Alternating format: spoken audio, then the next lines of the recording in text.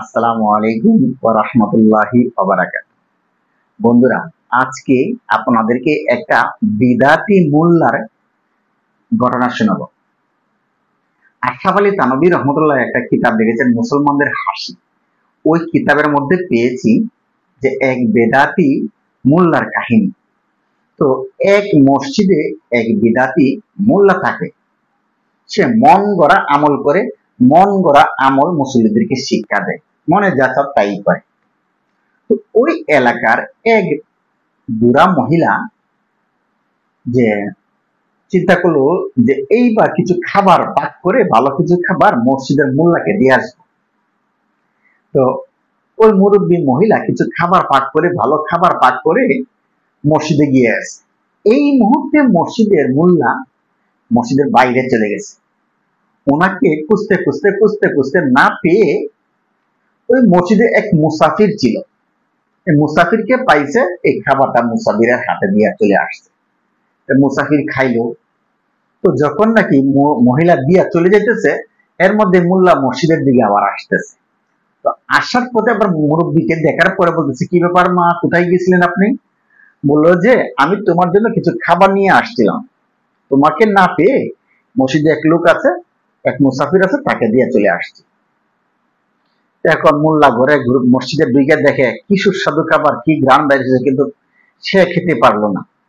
তখন তো তার ভিতরে জ্বলন্তি শুরু হয়ে গেছে, হায় হায়, খাবার আনলো আমার জন্য আর খায় অন্যের জন্য, আমি তো খেতে পারলাম না।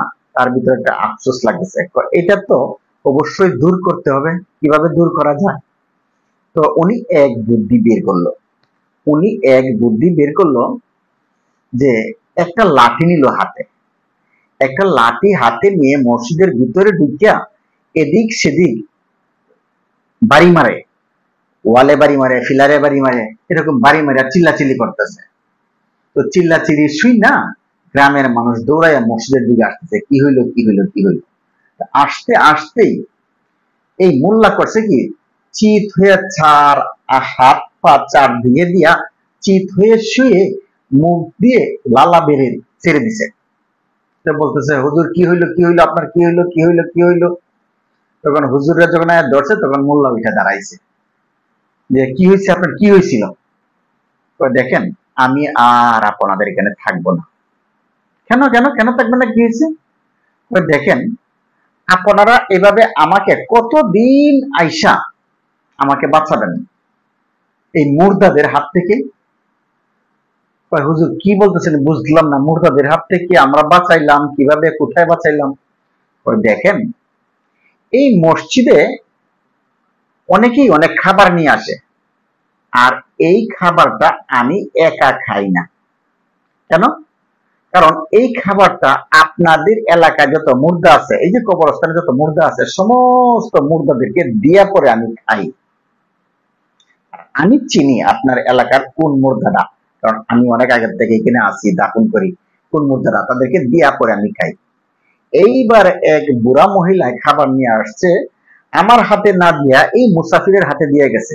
আর মুসাফির একা একাই খেয়ে ফেলেছে, এই মুর্দাদেরকে দেয় নাই। এখন মুর্দারা আমাকে ধরছে, আইসা আমাকে মায়ের দূর করতেছে, ঘুষা মারে, ক্লাথি মারে, অনেক কিছু করতেছে। আজকে যদি আপনারা না আসতেন, তাহলে আমাকে বাঁচাইতেই পারতেন, আমি মারা যেতাম।